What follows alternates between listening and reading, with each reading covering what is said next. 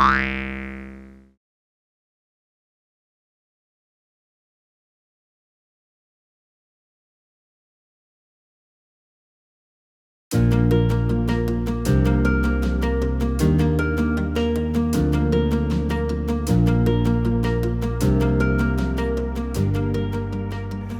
Dave Keim. I'm here, trustee with the D&H Canal Museum, and welcome to the Beanstalk Family Mid-Hudson Valley Visitor Center right outside the D&H Canal Museum as we begin our lecture series for 2025.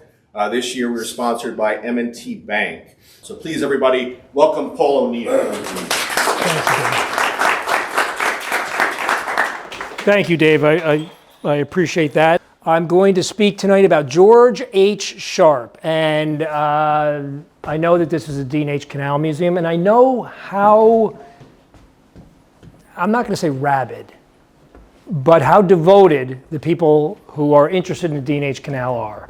So the ties to the canal for George Sharpe are tenuous, but he's such an interesting guy. There are a few, and I'll bring them up as they go through, but for my money, George Sharpe is probably one of the most important people in the history of this nation. And sadly, he's forgotten even in Kingston and Ulster County, where he spent his entire life. So we're going to talk a little bit about this man. So here he is. Here's a picture of George Sharpe. This is right about the Civil War, during the Civil War, because that's primarily what we know him from, but he really did so much even after the war, which we'll get to. But George Sharpe was born in 1828 in Kingston. His father is Henry Sharpe. And here's a portrait of him. This is a John Vanderlyn portrait. The Friends of Historic Kingston now has these. But Henry Sharpe was part of the German Palatines who came. They originally settled partially in Ulster County, northern Ulster County, Saugerties, but primarily across the river in Columbia County. And that's where Henry Sharpe's family was from. They were pretty wealthy. He moved to Kingston, where he opened up a shop and was very successful. He marries Helen Hasbrouck. And this is a picture, another Vanderlyn, of Helen Hasbrouck with young George Sharpe on her lap. Now, Henry Sharpe died when George Sharpe was about 2. This picture, he's about 4. So George Sharpe grew up without a father. There were many father figures in his life, but he grew up very wealthy, very high status. The Hasbroucks were always one of the very prominent families. We think of them primarily down in New Paltz, but they were very, very prominent in Kingston as well. And when I grew up in New Paltz, and when I started practicing law, I worked at this law firm, Harp & Harp, in New Paltz. And it was a father-son firm at the time. The father, Peter, was 94 when I started there. And my job in the beginning was primarily to keep Peter out of Wendell's hair, his son. So I would drive him around, and it was great. He's probably one of the main reasons that I came back, because he really taught me more about the history of the area than I ever would have known. But he told me that when he was a kid, if a Hasbrouck was walking down the sidewalk, you got off the sidewalk and let them walk by. So they very prominent family. And Helen Hasbrouck Sharpe is the daughter of this man. And here's one of the ties to the D&H Canal. This is Abraham Joseph Hasbrouck, Helen's father, George Sharpe's grandfather. He's known to us today as Abraham of the Strand, which was the designation to avoid confusion with his cousin, Abraham Brune Hasbrouck, who we'll also hear about in a little bit, who was known as A. Brune Hasbrouck to avoid confusion. A Brune Street is named after him, a very prominent individual. But Abraham of the Strand, when the D&H Canal came in 1825, there was only one house down there, down on what we would call the Strand and Roundout. And that was Abraham of the Strands. What's now Broadway was originally Division Street. It was called Division Street because it divided the property of Abraham of the Strand and the property of the D&H Canal. If you're going down towards the water, all the property to the left was his, all the property to the right was the D&H Canals. And all those roads, Abeel, Hone, They're all named after the original directors. But Abraham of the Strand was actually one of the founding incorporators of the D&H Canal, and he's one of the original group of directors of the D&H Canal. But so George Sharpe is raised in Kingston. He goes to the academy in Kingston. Now, you hear about the academy, and when people think of the academy, they usually think of the building that's behind the courthouse, one of the four corners buildings. It's now where there's a coffee shop, Rough Draft. That was the academy, the original academy building. That was opened in 1774. That was there until that was the academy, that was the school until 1815. In 1815, it moved to what is now known as Academy Green. There's nothing on that property, but this is the academy that was on Academy Green. It's hard to believe that it was that big there. That's where George Sharpe went to school. He graduates the academy and he goes to Rutgers. And you'll see that all the time. People go to the academy in Kingston, then they go to Rutgers. And you say, why do they go to Rutgers?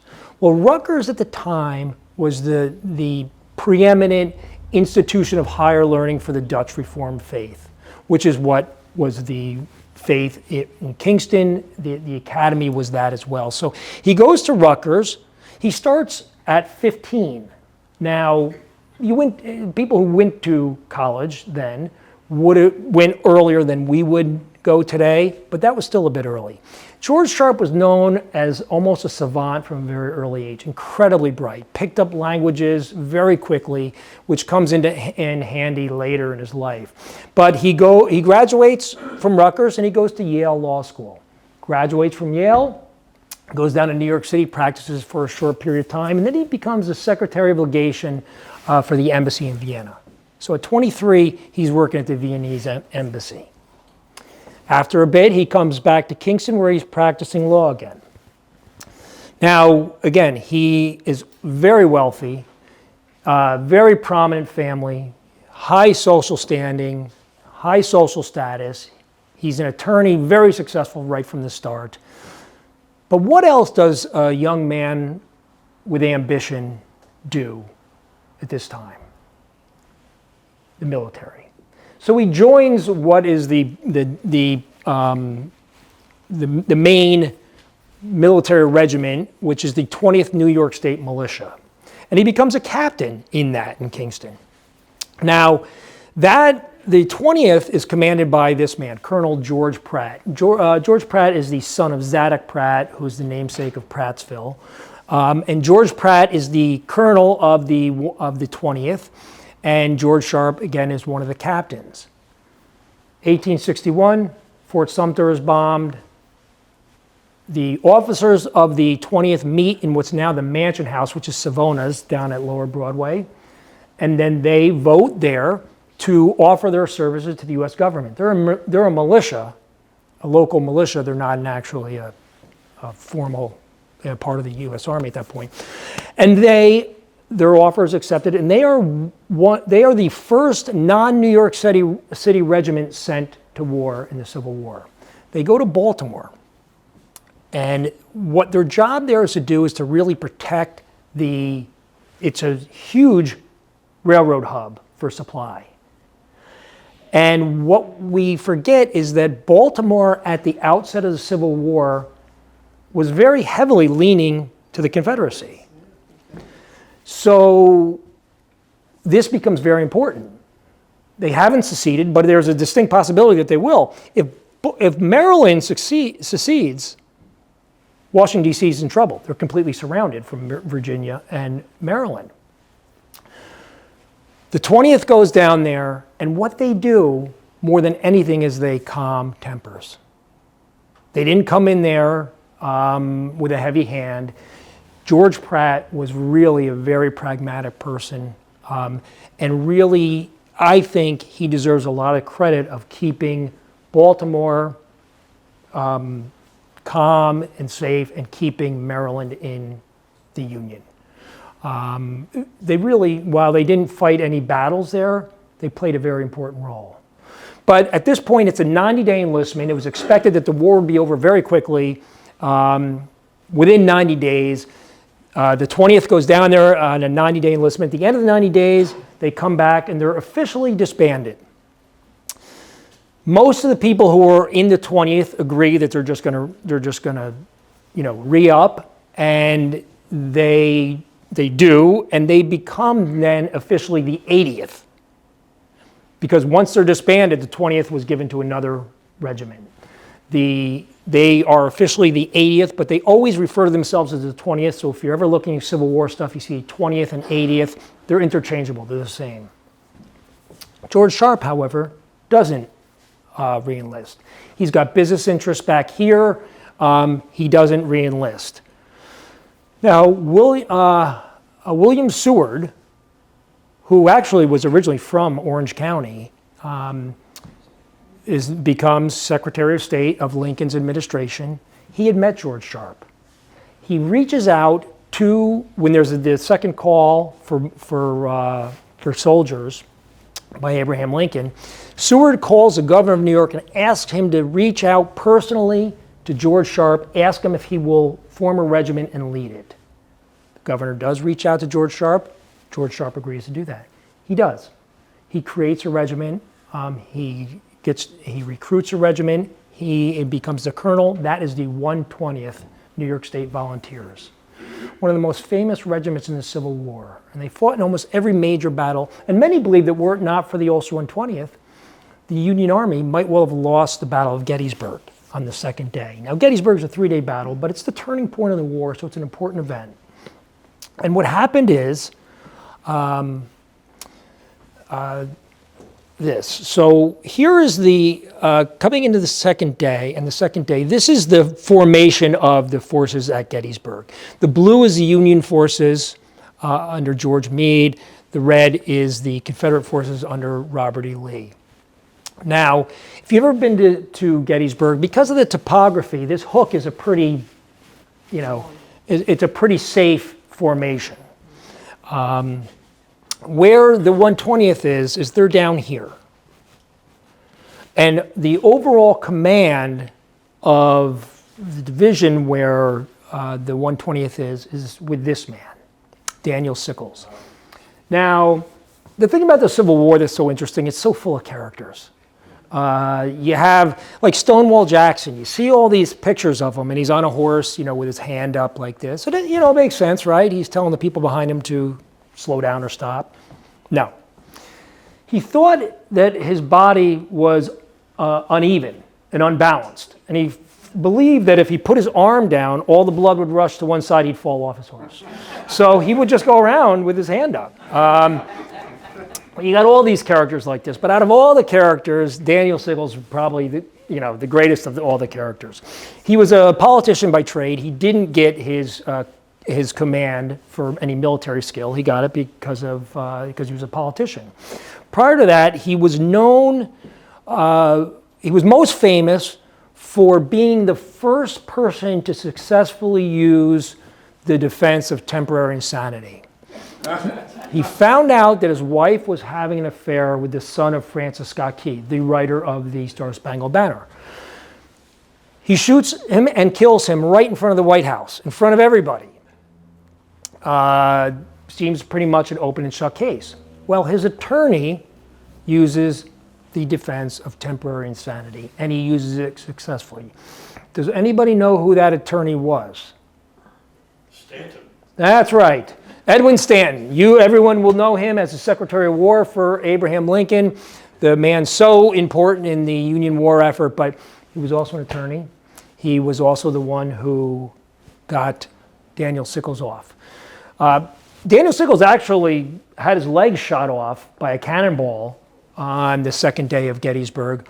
He had his leg preserved with the cannonball, sent to the Smithsonian Institute, where it stayed. And once a year, he would have a picnic, and at the end of the picnic, they would all go to the Smithsonian and visit his leg. So he was a character, but he wasn't a particularly good, but so here they are, and you have all these places, the wheat field, the peach orchard, Devil's Den, all these things. The peach orchard is where the 120th really plays a big part, because so what happens is they're here, and Sickles just feels that he doesn't like his position. There's different stories about his side and other people, but effectively what he does is he moves forward without orders, and now he creates a big problem. Longstreet sees it, crushes through, gets to the line. In fact, many of the units there turned and ran. The 120th didn't. They held the line until reinforcements could come. Terrible casualty rate. But when they retreated, when reinforcements came and they went back to the line, they got a standing ovation. Everybody understood what they did. Because if Longstreet gets through here, the Battle of Gettysburg's over, and quite possibly the war is over. Because if they get through here, there is no one to stop Longstreet between here and Washington, D.C. So hugely important. But George Sharpe wasn't actually in command of the 120th on that day. Because shortly before this, he had been recruited by this man, Joseph Hooker, another character. We get the name, yep, Hookers. They get the name from there apparently was a large train of ladies of the night that would follow Joseph Hooker's army. We get Hookers. So I don't know. The argument that if you can become part of the lexicon of the English language, you're doing something right? Or maybe wrong? I don't know. But anyway, Joseph Hooker takes over from McClellan as the commander of the Army of the Potomac. Now, when he takes over, he wants to address the problem in intelligence. Because prior to this, intelligence was handled by Allen Pinkerton. Now, we know Allen Pinkerton from the Pinkerton Agency, from the Old West. They're the ones who chased down all the outlaws, Jesse James and everybody, right? In fact, we get the name Private Eyes from their logo, We Never Sleep. Allen Pinkerton was great in the Old West. He was terrible in the Civil War. He was responsible for the intelligence for McClellan. He continuously overestimated the troop strength of the Confederate forces. That mixed with George McClellan's national reticence to actually engage the enemy was a disaster. So Joseph Hooker becomes the commander of the Army of the Potomac, and he's going to change this. Because, we take for granted now that you have satellites and planes and you can fly over and see everything. Back then you didn't. You had your cavalry. They went out. They bumped into people or they didn't. He wants to change this. Someone on his staff had met George Sharpe, thought George Sharpe was a really bright guy, and thought he was the one to fix it. So they tap him to start an intelligence agency, which he does. He starts the Bureau of Military Information, or the BMI. It's really the first all-source intelligence agency in history and becomes a huge factor in the war. So at the time of Gettysburg, he's not actually in command. And here's actually a picture of some, the BMI they never had more than 60 agents at any one time going anywhere. It was relatively small, and this is kind of the meat of it. Here's George Sharpe, and this guy, this is John McEntee, another Kingstonian, Jervis McEntee's cousin, the Hudson Valley River School painter. But so he's running this intelligence agency with the Battle of Gettysburg. But it's very possible that without George Sharpe, the Battle of Gettysburg never would have happened. Because prior to George Sharpe taking over, if an enslaved person escaped and went into the Union lines, they would tell the Union forces what they'd heard, if they'd heard anything. But for some reason, the Union forces didn't pay any attention to it. Alternatively, the Confederates were very open in speaking around the enslaved members of people in their households. So it was really just such a wasted opportunity. Well, George Sharpe changed that, and he did. So what happens is an enslaved man escapes, crosses the lines, and tells them he has overheard a conversation with Robert E. Lee and his staff where they decide that they are going to move to the north. They're going to bring the battles on northern soil. They want the northerners to see the devastation. Robert E. Lee doesn't have to win. He's just got to tie or just wear the North out, which he's almost done. There are many people at that time coming up to Gettysburg that were like, that's it, let him go. You know, it's hard for us to conceive now. I think if we're sitting here today, if this was 1864, 1865, none of us wouldn't know somebody, either in our family or someone we knew, who wasn't a casualty in the Civil War. So people, they were fed up. Gettysburg changes that. But what happens is, George Sharpe, it's actually John McEntee is the one who interviews the runaway enslaved person, tells George Sharpe tells Joseph Hooker, says Robert E. Lee is moving north, this is what he wants to do. Joseph Hooker starts making a beeline to intercept them, and where they end up ultimately is a sleepy little town called Gettysburg. So whether the Battle of Gettysburg, probably the most important battle in United States history, is fought, debatably, might not have happened without George Sharpe. What isn't debatable is that it would never have become the victory that it was without George Sharpe. Because right before Gettysburg, Joseph Hooker gets angry, he resigns, and George Meade is appointed commander of the Army of the Potomac. Literally days before. I mean, can you imagine that? You're appointed to take command, and now you've got Gettysburg. Well, so at the end of the second day, it's really a tie, and Meade and his staff think that there's a possibility that the battle's over and that maybe they're going to retire from the field. So they call in George Sharpe. George Sharpe says, no, the battle is not over.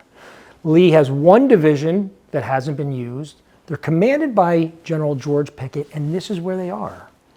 So once he did that, they realized, no, the battle's not over. They knew exactly where the attack was coming. The next day is Pickett's charge. So he tells them where they are. They reinforce that area. The next day is Pickett's charge. The farthest that Pickett's men got is considered the high water mark of the Confederate effort. After that, it's just a matter of time, and everybody knows it. So changes from a potential tie to a huge victory and the turning point of the war. So important event. He goes on to become one of the principal advisors for Ulysses S. Grant, and George Sharpe is actually present at one of the most important events in United States history, the surrender of Robert E. Lee to Ulysses S. Grant at Appomattox Courthouse. Now, Appomattox Courthouse is a town. The house is called the McLean House. And this is a portrait of the room in the McLean House where the surrender took place. This actually portrays everybody who was present in that room. Now, they were in and out and different times, but this has everybody who was present that day. And here's George Sharpe. He was there for the surrender of Robert E. Lee. And an interesting thing is this is the desk where Robert E. Lee signed the surrender. And you see these two candlesticks. George Sharpe bought those candlesticks from the owner of the house that day. He bought them for $10. He brought them back to Kingston, and they were on his mantle for the rest of his life. After George Sharpe died, his family donated those candlesticks to the Senate House Museum in Kingston. Senate House Museum has since put those candlesticks on permanent loan to the Smithsonian Institute, who runs the McLean House as a museum. And if you go to the McLean House, you will see on that table the candlesticks. They're known as the Sharpe candlesticks. And that's where in the portrait where he was standing. After the surrender, Ulysses S. Grant delegates the responsibility to parole Robert E. Lee and the Army of Northern Virginia. So when you paroled somebody, you took their promise that they would not bear arms again against the United States until they were either exchanged in a lawful prison exchange or the war was over. The war was effectively over. Johnson's still fighting Sherman, but the end is nigh upon us. So George Sharpe does this. He paroles the 24,000 members of the Army of Northern Virginia. And here is a copy of the parole of Robert E. Lee and his staff. And it basically says, the people who are offering their parole are saying that they won't bear arms again. And then George Sharpe wrote this sentence. I'm not aware that this sentence is on any other parole. And I think that this sentence is one of the most important sentences in our country's history. The within named officers will not be disturbed by the United States authorities so long as they observe their parole and the laws enforced where they may reside. George H. Sharpe. And you may say, well, why is that important? Well, at the end of the war, Abraham Lincoln knew that this was a time to heal. It was a time to come together. It wasn't a time to punish. Congress disagreed completely. They believed that the Confederacy should be punished, particularly the officers of the Confederacy, particularly Robert E. Lee. They thought and they wanted to try him as a traitor, and they wanted to have him executed. What kept that from happening was this sentence. Hugely important, because there's differences in the North and the South now. But can you imagine if Robert E. Lee was executed? Because the truth is, at the end of the war, not only the people in the Confederate Army, but the citizens said, we're not going to give up. We'll never give up. We'll go in the hills. We'll fight a guerrilla war. We will never give up. And Robert Lee said, no, the war's over. It's time to go home. Time to go to your home, to your families, to your farms. It's time to heal. He was the only one that had the moral authority to be able to do that, and they listened to him. If Robert E. Lee had been executed, I don't know what would happen, but hugely important event. And here's actually an interesting thing. This is actually the last general order by Robert E. Lee in the Civil War. It's dated April 11th, 1865. It's actually, this is owned by the Senate House Museum in Kingston. And it's an order by Robert E. Lee granting George Sharpe permission to go through the lines to negotiate the surrender and parole. It's the last order of Robert E. Lee in the Civil War. And I can't imagine what was going through his mind when he signed that. But that's here in Kingston. Pretty. Can you read it? I can't really read it. What does it say? It says, I can't read it. I think it's pickets. It's saying grant breveted, I think, General George Sharpe.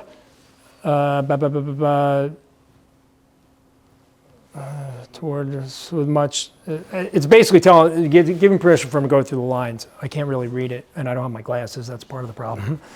Something like to go unmolested through the Confederate to the Federal lines with something in transportation, so that he may with such effects, orderlies, and transportation as he may have with him.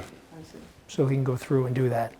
After the war is over, and he comes back to Kingston, but at the end of the war, George Sharpe, and after the Lincoln assassination, George Sharpe is sent by the U.S. government to Europe. And he's sent there for a couple things. One, to look for this man, John Surratt, who was a member of the conspiracy to assassinate President Lincoln. John Surratt's mother, Mary Surratt, was the owner of the tavern that they met at. And there's a famous picture of 4 people hanging at the end, and there's one woman, that's Mary Surratt. So she was caught. John Surratt got away, went to Canada. He ended up going to England. He ends up ultimately in Vatican City, and he's a papal guard, like the Swiss papal guard. How he gets there, I don't know. But George Sharpe follows him through Europe, but he's also there to investigate whether there were any other U.S. citizens involved in that assassination, particularly the man who was the vice president of the Confederacy. And he comes back. He doesn't get John Surratt, who is caught and sent back, but he determines and makes a report to the U.S. government that he did not believe that there was anybody else involved in the assassination. But by doing so, he became the first de facto CIA agent in United States history.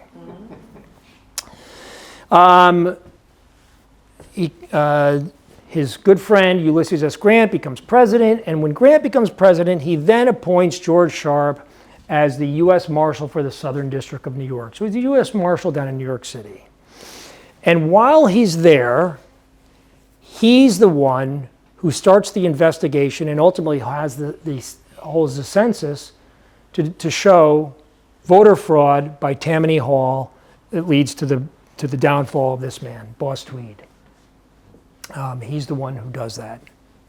And as an interesting side note, Tammany Hall ultimately was taken down not by a criminal proceeding but by a civil suit that rendered a money judgment against Tammany Hall in the amount of $6 million, bankrupted Tammany Hall, ends them. The judge who oversaw that was a man named Theodore Westbrook from Kingston, whose brother Cornelius Westbrook was, I believe, the colonel of the 20th in the Civil War.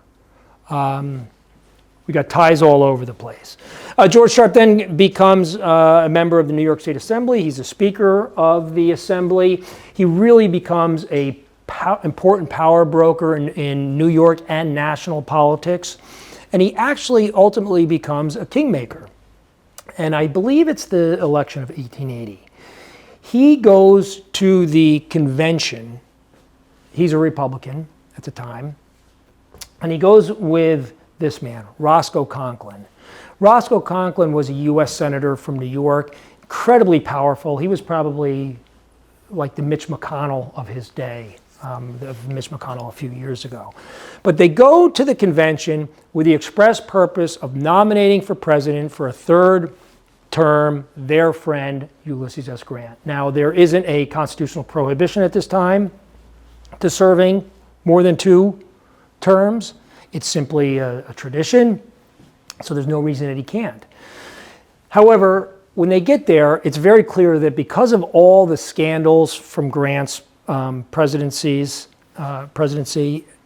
he's not going to get it. It's going to be Garfield. Roscoe Conklin gets angry, he leaves.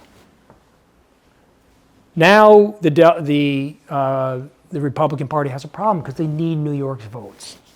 George Sharpe had stayed, so they go up to George Sharpe and they say, Garfield's going to be the president. But you can pick the vice president. Whoever you want, you can pick. So who he picks is his good friend, Chester Arthur. Chester Arthur becomes vice president. A few months later, Garfield's shot and killed. Arthur becomes president. So really it does quite a lot. Again, he's here in Kingston. He is he's here his entire life. He's part of everything that happens. He's always known as the general. You'll from 1865 to 1900 when he passes away. He passes away in New York City. He's visiting his daughter at the time. But there's no event that the keynote speaker isn't the general. Sadly, as I said before, by 1905, his name kind of disappears. And we've since forgotten him, but really kind of an amazing guy. And as a couple side notes, you've probably seen this statue. This is in the Old Dutch Church Cemetery. It's known as patriotism. It's also known as the daughter of the 120th. And it's a unique statue in that it's the only statue in the United States erected by a commanding officer to his men. Every other monument or statue you see is by either a municipality to a regiment or a commanding officer, a regiment to a commanding officer. This is the only one by a commanding officer to his men. It was erected by George Sharpe in honor of the men of the 120th. It's also said to be the only statue that actually owns the property that it's on. Now, this is a legend. It is not true. Sometimes I hate to say that. I should just say it's been said that it owns it. Nina Postupak, our absolutely wonderful county clerk who recently passed away, what a loss. Nina was as good as they come. But we looked, and we just could not find any deed or anything to that. But it was said that it was deeded to the statue itself. I did see an article from back in that time which said that it was deeded to the regiment itself, but we can't verify that. But an interesting statue nonetheless that you can point out as you go by. Say, hey, let me tell you something about that statue. But again, so George Sharpe, as I said, he dies in 1900. He's buried in Wiltwyck Cemetery. This is his grave. He was married to Caroline Hone Hasbrook. There's another D&H Canal reference. Philip Hone was the first president of the D&H Canal. There's Honesville. There's a Hone Street in Kingston. But Caroline Hone Hasbrook was the daughter of A. Brune Hasbrook. So I guess they would have been second cousins once removed. Is that it? So, or maybe more. George Sharpe is grandson of Abraham of the Strand. Abraham of the Strand is cousins with A. Brune. There must be some age discrepancy in there. But Caroline Hone Hasbrook is a daughter of A. Brune, so A. Brune becomes not only is he George Sharpe's cousin, but he's also his father-in-law. Now, A. Brune is a really interesting guy himself. He is, we talk about Rutgers, how Rutgers was the preeminent institution of higher learning for the Dutch Reformed faith. A. Brune Hasbrook is the first lay president of Rutgers University. He's an attorney here. I believe he's a congressman. We always knew that he was involved in the Sojourner Truth case. We'd always thought that he was kind of behind the scenes.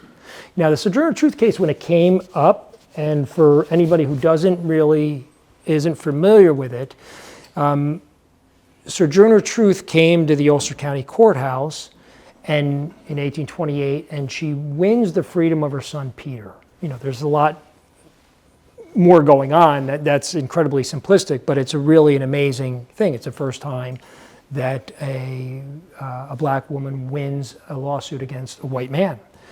And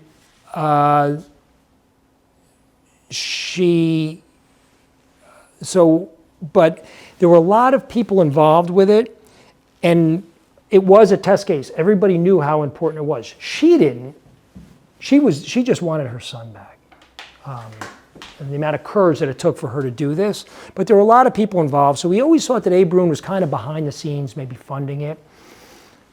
A couple of years ago, you probably saw, they found records of the lawsuit, a habeas corpus proceeding in Albany in the state archives. Now, we have in the Ulster County archives, we have a bond. We call it the recognizance, issued to Solomon Gedney, who was the one who sold Peter out of the state and who was sued to get Peter back. But we only had this one document. Now, the Ulster County Clerk's Office has all the court records, going back, very, very far. We have an incredible archives. But that was all we had on this one. Now, we figured there had to be more. And because it was such an important case at the time, that these wouldn't have just been lost. So again, Nina and I looked high and low, couldn't find it. But what we didn't know was that at that time, the Supreme Court, which was the highest court in New York at that time, kind of the judges moved around, but there were 4 Supreme Court clerk's offices. There was one in Albany, one in New York City, one in Binghamton, and one further north. So what we didn't know is that these papers got filed in Albany, and they were lost. And about 2 years ago, somebody just searching through found them. It's an unbelievable story in itself. You should look it up. The guy, Jim Foltz, is a wonderful guy, and it's a needle in the haystack story. But they found that, and what we find is that A. Brune Hasbrook was actually the judge on that case. So really important guy. And there's letters in the Senate House between George Sharpe and A. Brune Hasbrook during the Civil War. I've gone through them. George Sharpe's handwriting is atrocious. I cannot read it for the life of me. I can read A. Brune's, but So that's a little bit about George Sharpe. This was his home. It was known as the Orchard. It was located at 1 Albany Avenue. So if you're familiar with Kingston, it's where the Clinton Hotel is today. Our former State Assemblyman Kevin Cahill's offices, if you ever knew where those were. If you were in Kevin Cahill's offices, you were sitting in George Sharpe's living room. When they built the Clinton Hotel, they took this house and they moved it in the back, what's now the parking lot. It was said to be an engineering feat. They said not a brick was moved, not a window was broken, and it sat there for decades. It was first used as a kitchen, it was used as storage, and then sadly in the late 1960s it was knocked down for more parking, which is absolutely a shame because George Sharpe had, here's a picture of it more in that kind of the time. But George Sharpe had as visitors to his home here in Kingston 2 sitting U.S. presidents, Ulysses S. Grant and Chester Arthur, both while President of the United States came to Kingston and stayed with George Sharpe at his home, and famous Civil War General William Tecumseh Sherman. What a shame they knocked that down. So I think we have some time. So I actually have pictures of inside that house. They found them in the Ulster County Courthouse, and it's pretty interesting. So I'll take you through that. So here's the front door, and here's the front door looking back. Now, I just had an argument with somebody about this. It's facing down. Yeah. And someone said, it's supposed to, because then all the luck runs in you as you're going through. I always heard that it was up, but I don't know, he had pretty good luck. So, and this is so facing from the door in, going in. Now, an interesting thing is this bust right here of George Washington. Somebody has sent me an article from a small paper in Saugerties in 1899, I think. And it said that when they were digging up in the back of the courthouse, the courthouse as our courthouse is there, was the main part that you see on Wall Street was completed in 1818. There have been several additions.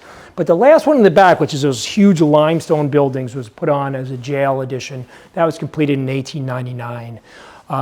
And that was the Ulster County Jail until 1972, I think. But when they were doing that, they found a black onyx bust of George Washington. And it's in this paper, and I'm like, how could I not have heard of this? And where is this bust?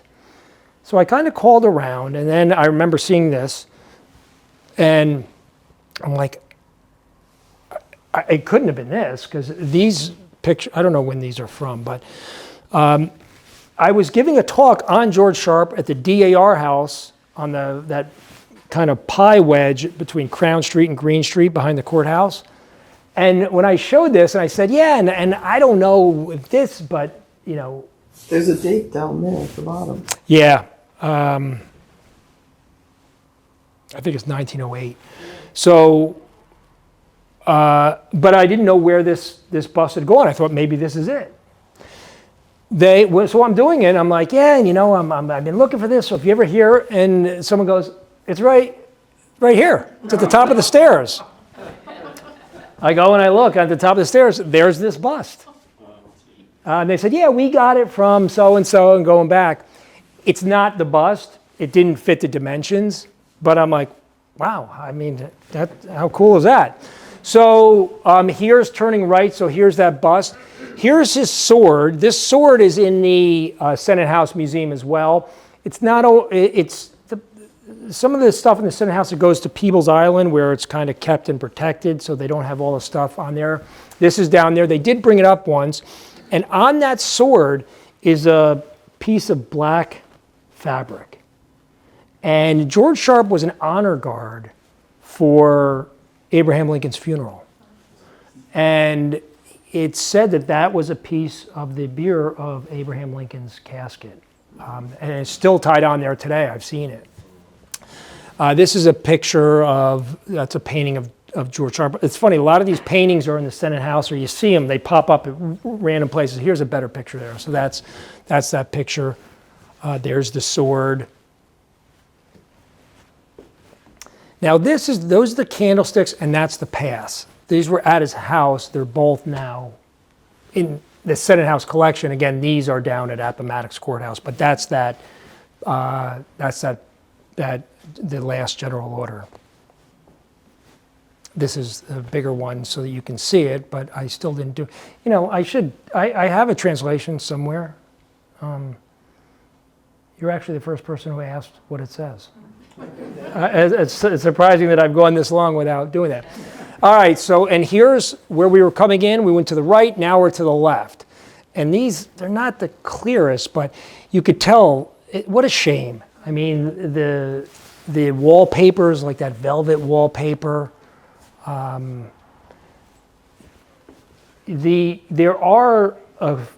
spoke to a couple descendants that they're two young guys, they're probably in their 30s now, but they were kind of their grandmother had a lot of George Sharpe stuff, but when she passed away, it went to auction at Sotheby's. They did the auction because they got it. They were in their early 20s, and they didn't know what to do with it. They're like, when I talked to them about it, they were just kicking themselves in the ass. They were like, what? We were college kids. We didn't know. We were asking our friends, like, hey, can you have this, Chippendale's poker table worth X amount? Can you put it in your garage? No, there's no way. He died what year? 1900. These are all, I think this is a Julia Dillon McAtee, any of the flowers. So this is looking back into that room, the busts and everything. It's just a shame. That's that portrait of him and his mom. This is, that's a Vanderbilt that's in the Senate House Museum now. If you go in. This is in the Senate House Museum. That's another Vanderlyn.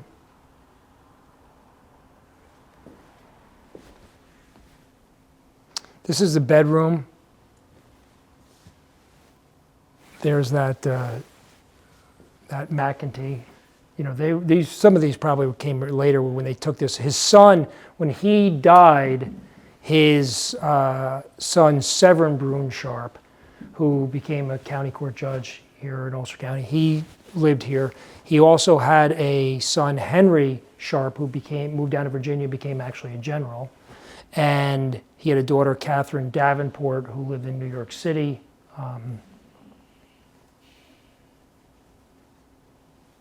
This is another thing of the. So this is the bed that where Grant and Arthur, and he would put up these signs where they slept, which is, I don't know that I would have done that, but. Here's another picture of the Academy. And so this is a picture of what the Academy building, but that's not, when people think George Sharpe didn't go to that one. That's rough draft, yeah. So, does anyone have any questions? I thought that the Gettysburg, it wasn't a chance encounter. I thought that the Confederate troops were going to get shoes at the shoe factory there. Yeah, it was never intended that they fight there, and it just ended up that it was actually the other Kingston regiment, the 20th, who was the first one. They engaged some people out ahead from the Confederates, and they started a little skirmish. And then more and more people kept coming. And it kind of by accident happened. And I think at a certain point they just said, Lee and Meade both knew that a battle was coming.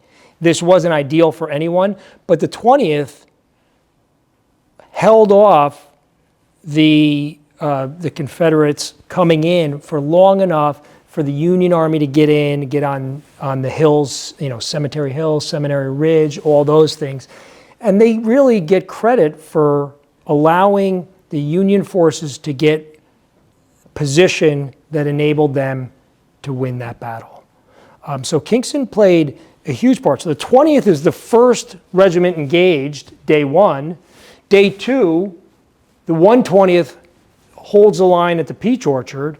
Day 3, the 20th comes in again at Pickett's Charge at the, they call it the Bloody Angle. They came in at the very end, hit Pickett from the side, and were like kind of the final death knell and had him take off. So Kingston played a hugely prominent role in Gettysburg. And yes, neither wanted to fight there, but I think they kind of said, the fight's been brought to us. So I was a little unclear. He wasn't actually commanding at the Peach Orchard. He was already No. intelligence. He was already intelligence. So he wasn't there. I just tell the story because it's a great story.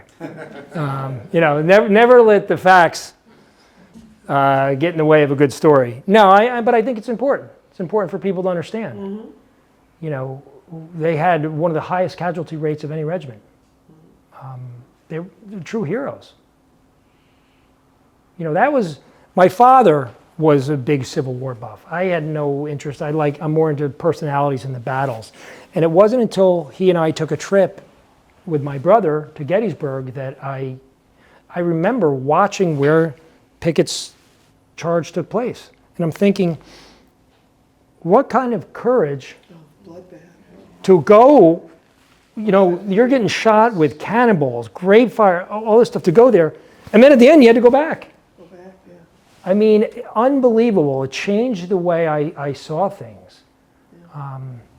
There was also incredible guerrilla fighting in the streets of Gettysburg and around Gettysburg College. When you say everyone who's been alive, my ancestors actually were in Gettysburg, and they wrote afterwards. Their farm and their land was right at Gettysburg College, and they were pulling Union soldiers wounded off the streets and then hiding them in the house and nursing them and so forth. And otherwise Confederates would run in and try to kill them, in their beds, where they were, nursing them.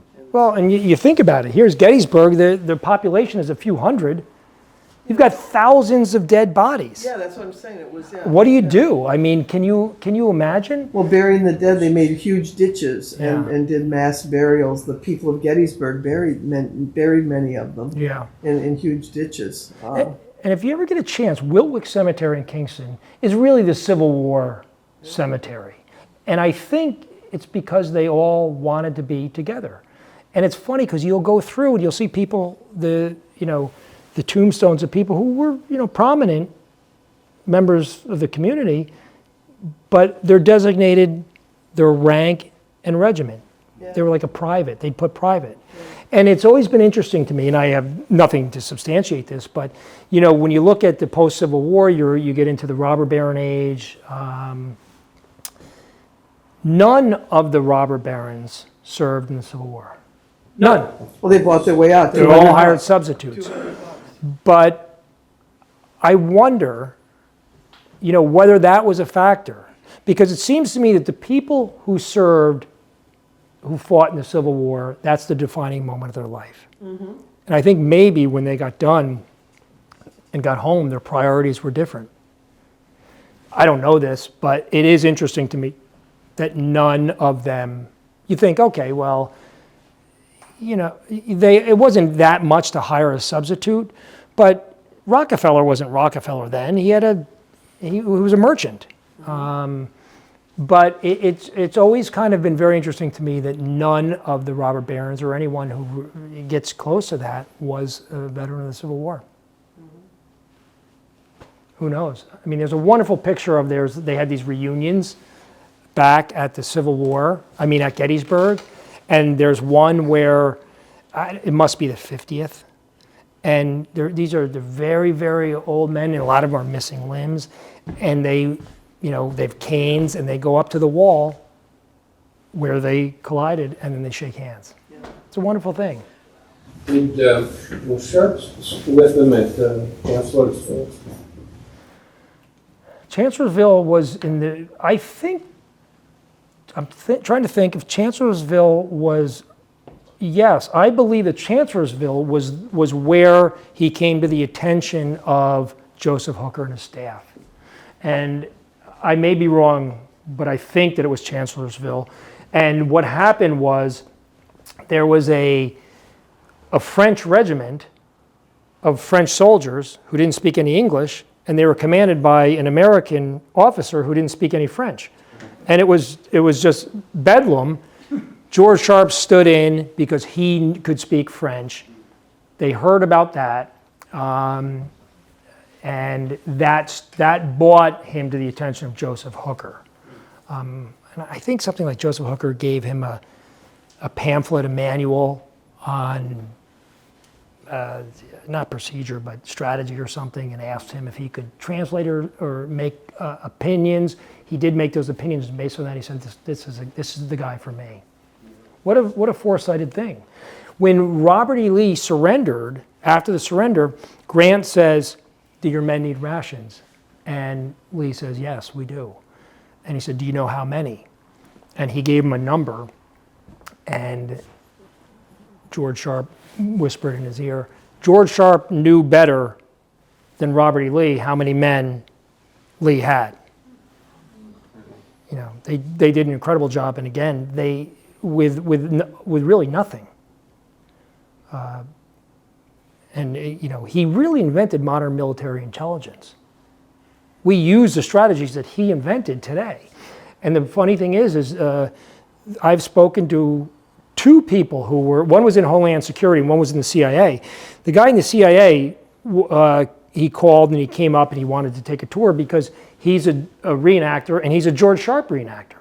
And when it was the 150th anniversary of the end of the Civil War, he played George Sharpe at the McLean House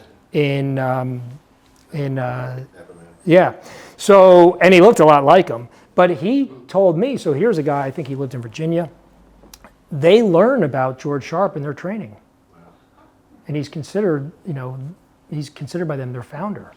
The guy in Homeland Security was in intelligence, and he just believed that, you know, George Sharpe was absolutely phenomenally important. And I agree. You know, I'm a student of history. My favorite historic figure is Alexander Hamilton. I don't think you can overemphasize his role in the formation and the success of the United States. My second favorite is George Sharpe. My third is Alexander the Great. It shows you kind of where I put him. Mm-hmm. I understand that the medical facilities that were set up in Gettysburg treated soldiers from both the Confederate and the Union sides. Yes. It didn't matter. You know, they just came in, they got treated. It didn't matter which side they were on. The second thing is, growing up in central New Jersey, Rutgers University used to be Old Queens College, which was an Ivy League school, very elitist. And as you know, most Ivy League schools were connected to one religion or another. And even when I was there in the 60s, Rutgers tried to maintain itself as being separate from the state university and had very difficult admission standards. And finally, the state cracked down on it and said, look, you're taking $30 million from us. You got to start acting like a state university. Yeah. And stop acting like an Ivy League school. Well, it is, and it's interesting that, you know, you see this happening again and again, and people are like, it's in the 1800s. Everybody's you're going from the academy in Kingston to Rutgers, you know, that's why, you know, yeah. And yeah, and then he goes on to Yale, and it was pretty unusual probably at that time to go to law school. You just sat, you started working with an attorney, and you learned it. But he went. He was very, you know, again, he was very, very wealthy always. He was a true aristocrat. But you know, they say he could fit in with anybody. They said if you wanted to put him in to, you know, a bunch of guys, you know, playing poker, drinking moonshine, he was good for that. You want to sit him with the President of the United States, he's good for that. So really, you know, he really was an amazing guy and becomes a huge figure in the fact that he decided that Kingston was his home and that he was going to spend his life there. You know, he was a surveyor of the Port of New York, which at the time was one of the most prestigious things because you got you got paid as a percentage of everything that came into the port of New York. He then becomes the minister plenipotentiary, or it's this, I think that's what it is, for Central America. And what he's doing is setting up trade agreements between the countries. He was a phenomenal guy, tied into everybody. There's a great letter, and it was William Tecumseh Sherman came to Kingston and spoke at the Armory, and they were raising money to make a Civil War monument that's now in front of City Hall. And he writes a letter to George Sharpe, saying that he's coming, and he's going to stay with George Sharpe. He kind of makes this joke of, if we were younger, maybe we could chase around some girls, but we're older. So it's just this great, personal letter from that. But these are the people that he was friends with. Any other questions? It's too bad the house was destroyed. Ah, because terrible. Kingston didn't sort of have the vision at that time of how to preserve and make these places into, cultural institutions. And part of it was also maybe the family. Like in New York City, are you familiar with the Dyckman House? It's the oldest farmhouse from the 1700s. And in part it was, say, because the sisters before the turn of the century designated it as a museum, even though the Dyckmans had moved away. Even though the families start to scatter, there wasn't the vision here to get it designated and, But I think Kingston is kind of unique in the fact of, like, particularly, say, uptown Kingston, of how many old stone houses there are. Yeah. And it wasn't that long ago where if you had the means, you didn't want to live in an old stone house or drafty, you want to knock it down and build a raised ranch. But, some of those homes were in the same family for hundreds of years. Yeah. And these were families of means, and they kept those homes. So it is, it is really a rarity in that we did have, people like Ed Ford and the Friends of Historic Kingston who saved so many of these homes. And we talk often in Kingston about the loss of the old post office, which was a tragedy. But that post office saved more buildings. That became the rallying cry to, we can never let this happen again. And there are a lot of great places. People may not know. If you're driving down Broadway, and before you kind of go around the turn, then you go down to Lower Kingston. You have West Chestnut Street, which has those beautiful old homes up there. And you have East Chestnut Street on the left. That Tudor house right on the corner, that was owned by George, who am I blanking? He's got the Colonel George Chandler. Colonel Chandler Drive, we all know that, it's the shortest interstate in the United States. It actually isn't. I hate to pop people's bubbles too. I thought it was. I actually had met with somebody in the state police who said, no, it's the second. But Colonel Chandler is the founder of the New York State Police. Yep, he was a doctor here. He's the one, he came up with the uniforms, which they look gray, but they're not. They're actually interlaced black and white strips for representing the duality of all of us. The purple, that was his wife's favorite color. And he also invented fishbone parking. So that parking going this way, that's Colonel Chandler. So there's a lot of these places, but people don't know. And if you don't know, it's as if it doesn't exist. It would be probably easy if somebody wanted to knock that down without knowing it. But that's why it's important. You spread the word for all these things. The fact that George Sharpe's... Does it have a landmarks commission? Yeah, It does. yeah. But, it's up to all of us. That's why the more we all spread the news. That's why I love doing talks. I love going to talks. You always learn something. Hopefully, you guys have learned something interesting, and then, we spread it around. What happened to the stockaders? My brother was a stockade, wooden shoes, all decked out in the 70s, things that I think doors. I don't know, but that's a shame. They, like the burning of Kingston. it used to be every year, then it was every other year. It's getting harder, and there's a few people that are really fighting to keep that. But the burning of Kingston was a huge event. This is all part of our history. Were there any prominent industrialists that started the Civil War? Kind of behind the scenes?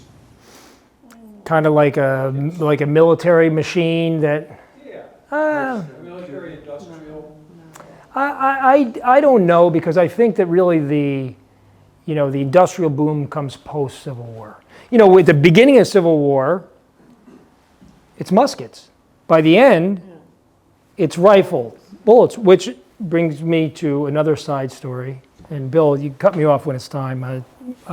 But I was on the radio show years ago, and there's another guy on there, George Donskoy, and during a break, he says, I did some work on this courthouse. I said, oh, that's interesting. He said, what'd you do? He goes, well, I took the ball that's up on top of the steeple, and I took it down and I cleaned it all up, and and then I covered it in something so that it would remain gold. I said, oh, that's interesting. He said, when I did, I found a bullet in it. I said, you found a bullet in it? He goes, yeah, I found a bullet in it. I said, did it go right through? He goes, no, went through one side, stuck inside.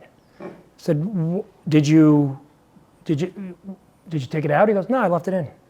I just filled the hole and I left it in. And I said, were you able to tell whether it was a musket ball or a rifle bullet? He goes, no, I really couldn't tell. I didn't look. Because I'm thinking, uptown Kingston, the Stockade District, those streets have been laid out where they are now since, at the latest, 1677. It was always a busy place. And I try and think of when would there be a time that somebody would be shooting up there or at the courthouse that I wouldn't have heard a story, that it wouldn't have been a story. And there's only two times that I can think: the burning of Kingston, and possibly at the end of the Civil War, somebody shooting in the air in celebration. So, and we don't know, the courthouse that was there before the current courthouse was built around 1737. That's the courthouse that's burned by the British. It's stone, so the wood is burned out, but they quickly repair it. It's there until 1816. In 1816, it's taken down to the foundation. They build the current one. I've seen pictures, drawings of the courthouse there, including one in the Marius Schoonmaker book, History of Kingston, which is kind of the Bible of the history of Kingston. If you haven't read it, you should. But Marius Schoonmaker writes that in 1888, long after the new courthouse was there, but he practiced law with people who would have practiced in that old building, and I find it hard to believe that he would have had a picture that wasn't accurate. On it, it has a steeple with a ball. So it's possible that the courthouse burns, and that is still there, and they reuse it. So we don't know, because if it's a musket ball, at least we can date it to before the end of the Civil War. So there's tons of these stories, and they're great. And it just happened that a guy... And he wasn't on that page. Well, no, because when we did a renovation, I've been telling them for years, if you guys are doing something on there, please let me get up there and see. So one day I came down, and on my desk was that ball, which it looks small. It's not. It's like this. And it's, it's round. But it's got a hole like this big. It's just a pole that goes through it. So I couldn't see. I could see where it was, but I couldn't make it out.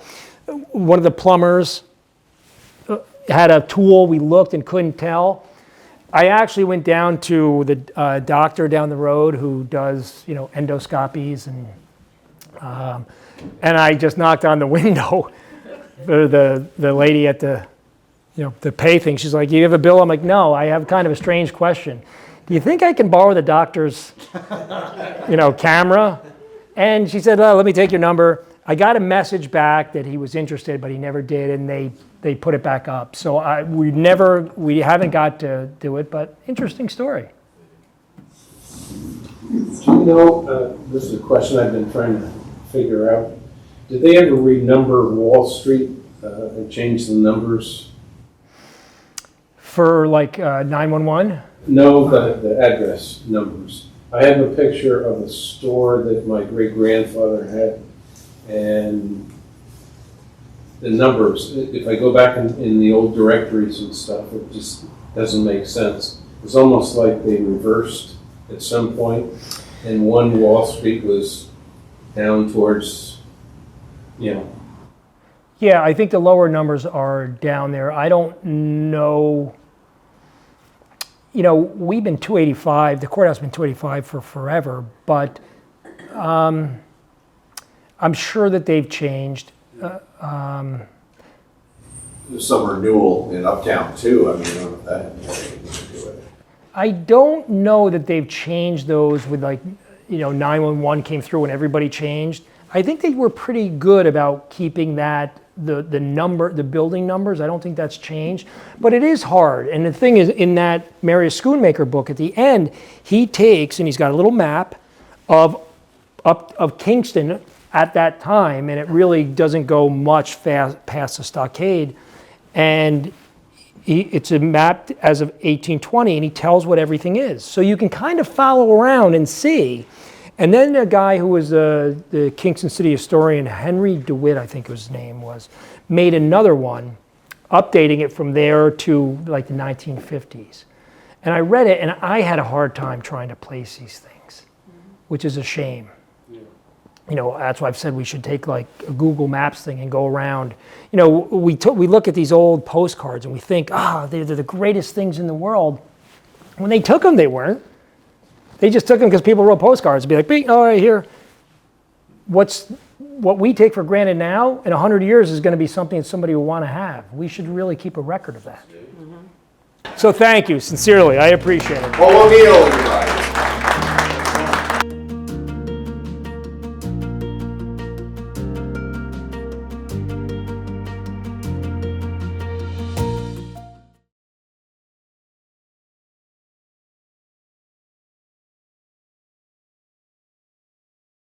Bye.